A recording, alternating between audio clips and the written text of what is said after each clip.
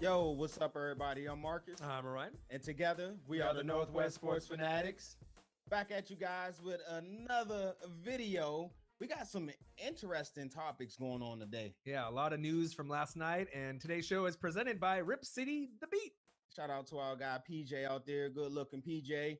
So we're gonna go over the Kyrie Irving situation. Our guy, sadly, Bones Jones, and we're gonna give y'all top 5 fantasy sleepers this year. Right. I can honestly say I was fucking shocked when that Kyrie Isiah. I was just sitting on the couch there, and that broke, and I was just like, "This cannot be fucking for real." Like we knew the trade was possibly going to happen, but did we really think like 2 superstar players were going to really be traded for each other? So let's kind of break down the trade for Kyrie Irving and Isiah Thomas plus others. All right, so Kyrie Irving was traded to the Boston Celtics, right? Which is for who? Isiah Thomas, Jay Crowder, Ante Zizic, and a 2018 Nets first rounder, which will probably be a top 5, maybe even a top 3 pick. I'd say top 5 pick. Kyrie, right. We know Kyrie's the man. He averaged 25.6 assists. He's taking that to Boston, the Celtic pride. They're getting a terrific player. They can team him up with Horford, Gordon Hayward, who they just picked up. They just traded for the Morris twin, Marcus Morris. You got the beast guy out the draft, Jayson Tatum, right. And you also still got Jaylen Brown there as well. Yeah, I hate this fucking trade. I hate this trade because, all right, Isiah Thomas to me is not a fit on Cleveland with LeBron. I mean, if you have LeBron as a teammate, it definitely gives you an edge to get to the finals, right? But these teams are going to be playing each other more than likely for a finals appearance, besides maybe your team, the Wizards, if they can step it up. Not a real pure fit with Isiah and Kevin Love. Now, Kyrie's the man there, right? But their identity is gone. No more Avery Bradley, right? You lost Isiah Thomas. You lost Jay Crowder. So all the guys that you had that brought you that toughness. I mean, you still got Marcus Smart there. Yeah, you still got Smart. You know, a few others kind of, dirty, nasty, throw them bows kind of guys. Yeah. But instead of being a tough kind of, thoroughbred, blue collar team, what are you now? You're a finesse team. Yep. So I'm not sure if that's going to be able to do the job. I mean, they're definitely going in the right direction. And then they're banking on LeBron leaving to go to LA or New York. And if that happens, Boston should be pretty much the front runner besides the Wizards and maybe Toronto moving forward. But I don't like the trade at all. Do you like it at all? The Cavs is getting a shorter version of Kyrie. Right. Not really good defensively. Injury prone. He doesn't make anyone else better. But the Cavs is looking forward to the future. So everybody knows LeBron is peacing out after this year. He's headed to LA. But at least they'll get them a top 5 pick to kind of start the rebuilding process for him. Right. But they're dangling the carrot in front of LeBron, be like, "Oh, we got Isiah for you, even though you don't like Kyrie or whatever, and just please stay for the rest of your career." Right. And pretty much after they didn't re-sign their GM, that pretty much fucked it up. Pretty much for everybody after that. Because then Kyrie was pissed, LeBron was pissed. Then there's trade talks, and you told them that you didn't necessarily want me, and maybe you wanted Paul George instead. And Ron with the cell phone video, right? You know what I mean? So I don't know. I mean, opening day, obviously in the NBA season, they're going to play each other, so we're going to see what's going to happen right off the gates, which is exciting. But I don't know. The NBA is crazy, man. I mean, this is football season, but hell of a trade. I mean, that just kind of came out of nowhere last night. So the Cavs getting Isiah Thomas, 28.6 assists he averaged last year. Jay Crowder, 14.6 rebounds, 2 assists. But the thing with Isiah, he's still having a little hip issue. So there's no guarantee that he's going to be ready for the season opener. Right. And that's a big reason, I think, where Boston gave up on him with Danny Ainge. That hip was the big reason. Right. But the thing is with Kyrie, even if it's, 1, 2, 3 year deal, how long is he going to stay there? Is he going to be there for the rest of his career? If he was going to be there for the rest of his career, then I could say that's probably a good move for Boston. But if at any point he decides to leave, it might not be the best move. And it was a number 1 pick for the last pick in the second round. So it shows you how far Isiah has come, from pretty much nothing to a superstar. It took a few years to get there in a few different teams. But I don't like the trade, but you know what I mean? I know a lot of people probably love the trade, but the person I know that hates this trade as much as me is probably Isiah Thomas. He probably feels real butthurt right now that they gave up on him. I thought Isaiah was the face of the franchise out there in Boston. Right. And what are they saying about him now? The teammates supposedly are saying that. Yeah, they starting rumors about Isaiah saying he's a bad teammate and things like right. that. That he didn't get along with everyone else, but that's just a bunch of, gibberish. This is the first time in NBA history that two players that average over 25 points have been traded for. And also the first time in the offseason that there's a deal involving two players that met in the conference finals. Right. Who would have thought that we would see this type of trade at this point of the NBA kind of offseason? I mean, it's kind of right around the corner. Right. Though. But hey, the best part about this, we don't have to talk about this Kyrie thing anymore, right? It's done. No Kyrie for Dame. No, Kyrie for anybody else. It's over now. We can move on with our lives. And we can transition to other things like cheaters. Right. Mr. John Bones Jones. So that happened right after the Kyrie and Isiah trade. This is sad because John Bones Jones arguably is one of the UFC fighters all time. Ever. Yeah. Period. You had Spider Silva and a few others that you could put up there. Stripped of the light heavyweight title, testing positive for steroids and who knows what else. So that Daniel Cormier fight, well, we thought that he was just back and he's going to be around. I want Brock Lesnar.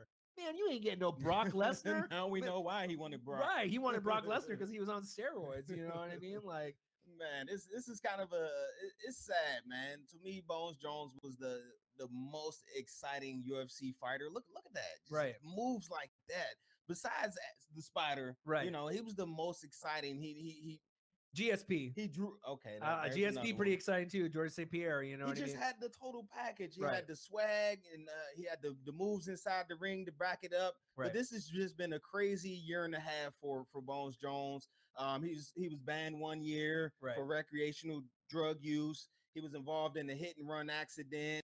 He did jail stint, and then he gets back up the roller coaster. You come back, you beat Cormier, get your belt back. And then now this. And then we got a video from one of our favorite podcasters, Joe Rogan, has a little podcast talking about John Bones Jones and Chael Sonnen. So we want to definitely touch on this. Claim they were there, but that doesn't make it true. Might be guys tired of him beating the fuck out of them too. That's right. All right. All disclaimers aside, let's get down to the entertainment side of this. So USADA rolls in to Jackson's gym to do a test on John Jones. And there was only some coaches in there and there was like 5 people there at the time. So he can see them coming. Where they parked, he can see them coming. So they don't know what to do with him. They hide him underneath the cage. John Jones hides under the cage. They tell John, we don't know where he is. And this is before we were enrolled in the program, and he did not need to disclose his whereabouts. At the same time, if they show up and find you, you must vandalize this situation. You must test. They can't find you. You didn't have to test back then. So anyway, he hides under the ring. They say, well, where is he? He's supposed to, this is his gym. They say, well, how would I know where he is? So instead of leaving like they thought they would do, they take a seat. Well, there's like 8 hours left in the business day. They don't ever leave. However long with 6 or 8 hour time frame, John's under the cage the entire time. So people are coming and going. The whole thing is finally they shut the lights off and go to lock the doors. Now John can come out. Well, USADA found out about that. And they didn't do this. They wanted to get a warrant and go under that ring under the theory that at some point in that 6 to 8 hour span, he would have had to pee. Well, they wanted to go under forensically and collect that urine. That's how upset they were that they had been had. Now, I realize that we're saying all the nice stuff. That happened. How long was the time frame and all that? That part's it's a great story. Even they if it were didn't coming happen. after him after that. When they found out that they had been doing anything they hate, they don't like when people say their test doesn't work, and they don't like being duped. I think about how desperate they are too. They'll be like, not only he's underneath the cage, they want to test the pee that's on the ground that he peed underneath the cage just to bust him. They say, we know you fucking up. We're gonna sit here and we're gonna wait this 8 hours. You in here somewhere. Right. We're getting that pee. We getting the pee. We're gonna get you. But a sad story though. It almost reminds me of like anybody that you really look up to or someone that does something great. Sosa, the doubt, right? Lance Armstrong, Bonds, right? The list goes on and on. Rafael Palmeiro. But now Aaron Judge. That's kind of the next big name. If it comes out in the next 2 years that he was roiding or doing PEDs, would it surprise me? Hell no. Because I mean, he is a great talent. Yes, he's 6'8", got the LeBron James body, but it's just sad now in sports where you just can't trust anybody anymore. Nope. You think they're great. You think, oh, they just eat right. They do all the hard work. They lift weights. They just work harder than everyone else. And then you find out that they just fucking cheated. And it just kills, the fans of those respective, people. Hurts the fans' heart to definitely find out something like this. Because, like I said, Bones Jones, man, he was one of the top entertainers. When he was fighting, you made sure that you watched that Bones Where the Jones fuck was fight, his brother man. at? You know what I mean? Chandler Jones. I mean, he's in the NFL, right? Okay, Yeah. I mean, you know what I'm saying? Like, he has no control over his brother. I mean, It didn't help him out, or say, fuck it, do the steroids. Go after Brock Lesnar, right? All right, so let's move on, man. Because the Bones Jones is about to bring a tear to my eye, I man. know, right? It's sad, man. So yesterday we gave you guys our top 10 fantasy football players. So today we want to give you our top 5 sleepers. All right, these sleepers are going to be guys you definitely want to have an eye on. None of these guys, except for maybe number 1, will go in the first maybe couple rounds. But if you can stash these guys on the bench, maybe time to time, this is going to be a great option moving forward. And these guys will get you some points, definitely guaranteed. Oh, yeah. So let's kick it off. Let's start at number 5. All right, so number 5, we got a stud wide receiver that started to break out last year. One of Kirk Cousins' favorite targets. Who are we talking about? We're talking about the wide receiver stud, Jamison Crowder. Jamison Crowder, that's my guy, of course, from the Washington Redskins. He's a great. Right. A good thing about Crowder is that Deshaun, so they're looking for someone to step up and to fill in to get those receptions that used to be going to D. Jackson Garcon. All right, 2016 stats, 67 receptions, 847 yards, 12.6 average per catch, and a nice, cool, smooth 7 TDs. Look at that speed. Look at that breakaway ability, taking it to the house. Kirk Cousins now has Doxson coming back from injury. Okay. Ryan Crowder, Terrell Pryor, obviously in the offseason. Jordan Reed. That's a pretty sexy lineup right there. A lot of points to be had in fantasy. So if you can stash this guy away as maybe wide receiver number 3 or 4, it's going to pay dividends moving forward, especially in your bye week. And then you never know. I mean, if you're playing in a league with 3 wide receivers instead of 3 running backs for one of your extra pieces, you may be able to you may be able to throw him in there from time to time, and he'll be able to break away like that against the Giants and get you a nice, cool 6, easy 10 points in some of the games I think this year. Yes, with Crowder. So last year he had 12 passes and 5 TDs over 15 yards plus. So look for him to kind of fill that role that D-Jax left to take the top off the defense as well. Right, a lot more targets for him moving forward. Oh, yeah. So let's go to our number 4 player. All right, receiver from the Minnesota Vikings, a guy that started to kind of break out last year and get some kind of connection with Sam Bradford after the Teddy Bridgewater catastrophe with his injury. Who are we talking about? We're talking about the stud wide receiver, Adam Phelan. Mr.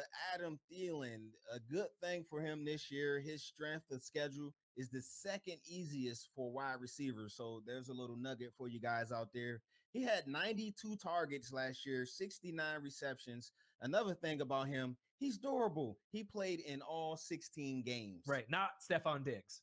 Obviously, Stephon Diggs has more ceiling, right? But he gets injured all the time. So, so Bradford has a better connection with Phelan. Like you mentioned, 69 receptions last year, 967 yards, 14 yards per average catch, 5 TDs, and I could see that doubling going into this year. But realistically, I would think maybe somewhere between the 6 and 9 range, unless he gets really hot and maybe Diggs goes down with an injury. Right. But with Dalvin Cook there, they're going to hand the ball off quite a bit. Latavius Murray is not healthy yet, so there'll be plenty of opportunities for Thielen to shine. I don't know if Bridgewater's coming back ever. Maybe not with the Vikings, but that Sam Bradford trade looks pretty fucking smart now, doesn't it? You know what I mean? It looked kind of dumb, last year, but it looks like it's paying dividends moving forward, especially with the Bridgewater injury. Like you said, him and Bradford seem to have a real good connection. And then you got to think, when you look at the Vikings and their weapons, besides Stephon Diggs, you have Kyle Rudolph and then Thielen. Right. So Dalvin Cook will be showing out this year too, though. Yes, so I think he's going to get a lot of time. And then if Latavius Murray, formerly of the Oakland Raiders, right, if he can get healthy, that's a nice 1-2 punch, and that'll open up some good 3rd down options for him. Few slants, maybe stop and go, some post routes. He can run all the routes. Oh yeah, he's kind of like a Cole Beasley, kind of clone. You know what I mean? But he might be Edelman. Yeah, kind of. I'm not sure if he's better than Cole Beasley, but I mean, we'll see this year if he can step it up. Put up similar numbers. I think. Absolutely. All right, our number 3 player is a wide receiver that is jam-packed with talent surrounding him on the left side and the right side. Who are we talking about? We're talking about the wide receiver stud, Sterling Shepard. Hey, Mr. Sterling Shepard. He scored a couple of TDs on the Redskins last year. I ain't really like that. Yeah. But it's crazy that he has 8 TDs last year as a rookie, and then we're calling him a sleeper. Right. That's crazy. You know, Brandon Marshall, they just picked him up. He's a little banged up to start the season. Also, Odell with the ankle. Right. So if you're looking for someone in the first couple of games to put up some big numbers, this may be your guy. Right. Last year, 2016, he had 65 receptions with OBJ on the other side, 683 yards, 10.5 average per catch, 8 TDs, like you mentioned. And I could see him easily getting to the double-digit mark this year. Right. You know, obviously you have plenty of weapons with Brandon Marshall and OBJ, but we don't know how really much time that all the receivers are going to be on the field together, but he definitely can hang. Oh yeah. You know, he definitely is skilled enough to hang. So, and they don't really have a star running back yet. So they're going to be passing the ball a hell of a lot. So good Eli, bad Eli? Good. Well, we'll see. It is going to go like that from year to year. Good Eli, bad Eli. But obviously, if he can stay healthy, and as long as Eli's in the backfield, all those guys are going to rack up plenty of fantasy stats moving forward. All right. So there you guys have it. Our number 3 player. So let's move on to number 2. All right. Number 2 is a player that we kind of talked. A lot of people are sleeping on. The backfield is crowded on this team for the Cincinnati Bengals. Don't get me wrong. But this rookie is starting to kind of shine in preseason and showing maybe his worth. And he might steal the starting spot maybe a quarter or halfway through the season, you know, depending on injuries and how he shows out. Sometime soon. Right? Sometime soon. Who are we talking about? We're talking about the running back, rookie Joe Mixon. Joe Mixon. I know everybody was kind of, you know, why you guys drafted him? He likes to beat up women. Right. Got the domestic violence. You know, not good look for the NFL. Well, he's on the road to repair his image, man, and make everybody think that, you know, I was a kid, I made a mistake, it's over with. But Joe Mixon, you know, Jeremy Hill struggles at times. Right. And Bernard is coming off of ACL. Right. So it's going to be plenty of opportunity for him to step up and be given a chance to make plays. Just Bernard himself last year averaged 10 carries a game and also 5 catches a game. And if Bernard is going to start the season on the PUP list, who's those catches and carries going to go to? Right. And Jeremy Hill likes to fumble a lot, even though I like him. You know what I mean? So look at him just rip up my Bucks right here. This is disgusting. This is rare athleticism. Right. Speed. Great speed, great receiving skills out of the backfield. Look at this juke right here. Bye. Making me want to switch my team there to another team. But he's going to be able to do that all year long. Not someone that you're going to want to draft right away. But if he's creeping there, you know, maybe in that, I don't know, maybe 4th through 6th round, and you're still looking to add some depth to your running backs just in case of injuries, this guy could legitimately start. And if he breaks out with a few 100-yard games right out the gates, he's not going to lose that spot. No, he's going to take that spot, and then eventually Bernard or Hill will both be gone. Or maybe they'll keep one out of those two moving forward. But I really do think that there's a great chance for this player to shine. And they have plenty of weapons, obviously, at the wide receiver position. Yep. And Dalton looks pretty good. So look out for Joe Mixon. I think he's going to be doing big things this year. All right. And so let's move on to our number 1 fantasy sleeper this year. All right. I'm not even sure if this is a sleeper because this guy is so good. You could arguably pick this guy in your first round with like a Jordy Nelson. Right. I mean, it's debatable. I mean, going over guys like maybe like AJ Green, the popular pick. But if you're looking for stats, this guy's going to give you plenty. Who are we talking about? We're talking about the wide receiver stud that plays with Drew Brees and the Saints, the no-namer from Ohio State, Michael Thomas. Mr. Michael Thomas, he's a no-name, but he won't be no-name for pretty long. Nope. He's only one of 2 rookies in NFL history to have caught 90 receptions, go over 1,100 yards, and to score 9 TDs. You know who the other one was? Who was it? We call him OBJ. Yeah, Odell Beckham Jr. Yeah, this is going to be a great pick. He caught 76% of his targets last year. That's amazing. He scored on 7 of his 13 red zone catches. So you know what that means? Cha-ching, points. Yeah, fantasy points all day long. Last year, 92 receptions, 1,137 yards, 12.4 average per catch, a cool 9 TDs. And guess what? The number 1 player that was on their team last year, Brandon Cooks. Exactly. Right, is gone. So 117 targets a game. Right. Cooks. So I really think that there's going to be over 100 receptions for Michael Thomas, and that's going to give him plenty of opportunities to get in the end zone. And if I had to put money on it, I almost guarantee he's going to get over double-digit touchdowns because of his height, his length, his hands, red zone targets, his durability. Speed. This is going to be a crazy 1-2 combo with Breeze. And it's kind of nice because the Colston era kind of ended during, obviously with their tight end, Shockey, that they had, and obviously with the trades that they've made, he's going to be good. He is pretty good. I'm not even shitting you right now. Like if I was going to be doing a draft and I had a late first round pick, I think I would take him over AJ Green. Right. You know what I mean? Like if it was between him, maybe like Jordy Nelson, I would pick Jordy Nelson and Michael Thomas over AJ Green just because of durability. I think they're going to get more targets. And like you said, in fantasy, it's not necessarily about star power name. Right. It's about the targets and the stats that you're going to put up. And I love this pick. A few other kind of sleepers I just want to touch on. Hold on. All right, what are you going to go over? You just stumped me, man. What's up? The Saints tight end. Who'd you I said Shockey, man. Yeah. Jimmy Graham. Right. I don't know how I didn't think of that. Right. Well, All right, sorry about that. That's like back in the day, though. You were going way back. I know. Right. I like Shockey. All right. Sorry about that. Right. But he ended up helping them win the Super Bowl. Right. Right. But then they had the little scandal, obviously, on the back end. But Christian McCaffrey, Dalvin Cook, Corey Davis, the rookies. You got to look out for these guys. A guy that I'm kind of looking at, Kenny Britt. Right. Oh, on the Browns. On the Browns, right. Because obviously Terrell Pryor is on your team now. So there'll be plenty of opportunities now. Their quarterback situation is still, up and right. Kaiser looked kind of good, but he looked really good. Right. So maybe there'll be some opportunities there.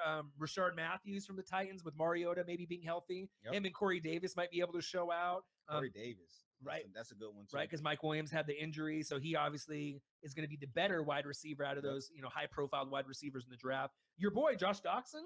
If he can come back from injury, him and Jamison Crowder could do big things. But the biggest sleeper I have, and I'm telling you right now, if you need a tight end and you don't want Gronk, right, and you don't want Jordan Reed, and you don't want Kelsey, or if you do, but you just draft them too late, right? This is the sleeper tight end. I'm going to tell you right now. Pay attention. Hunter Henry. I'm going to say it again. Who? Hunter Henry. Chargers tight end last year, 8 TDs. He's the sleeper. Everybody's like Antonio Gates. Right. Yeah. Well, he'll still get his, right? But this guy is solid. And I think that if you can pick him up somewhere between, I don't know, maybe 6th to 9th round, that might cover you for the whole season. And then you just have to pick a guy by week. But he's probably ultimately my second favorite overall fantasy sleeper pick.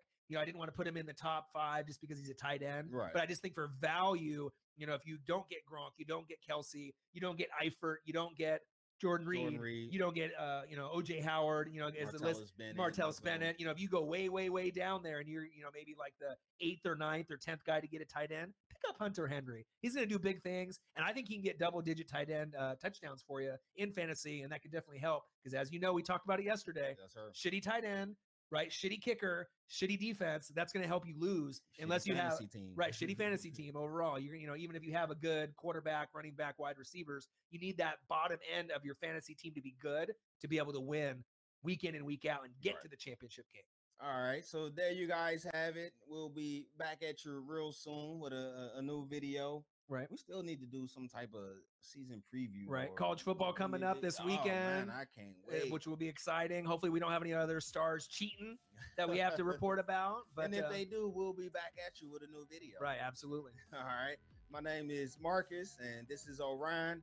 I only got one question for y'all. Who talk sports like us? Northwest Sports Fanatics.